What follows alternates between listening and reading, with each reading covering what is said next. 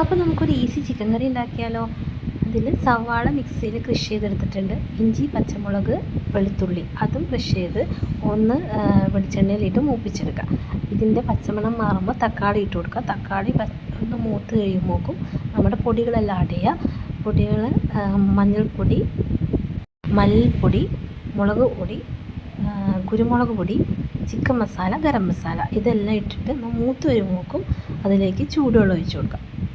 അത് കഴിഞ്ഞ് അതൊന്ന് തിളച്ച് ഒന്ന് എണ്ണ വന്ന ഒരു പാകം, ആ പാകമാകുമ്പോൾ നമുക്ക് ചിക്കനിട്ട് ഒന്ന് ഇളക്കിയിട്ട് ഒന്ന് മൂടി വയ്ക്കാം. മൂടി വെച്ച് ഒരു 5 മിനിറ്റ് കഴിയുമ്പോഴേക്കും നല്ലോണം വെള്ളമൊക്കെ ഇറങ്ങി നല്ലൊരു കുറുക്കിയ കൺസിസ്റ്റൻസി കിട്ടും.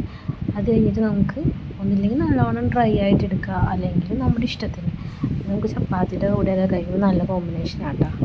അപ്പം നമ്മുടെ വീഡിയോ ഇഷ്ടപ്പെട്ടാൽ ലൈക്ക് ചെയ്യുക, ഷെയർ ചെയ്യുക, സബ്സ്ക്രൈബ് ചെയ്യുക. Thank you.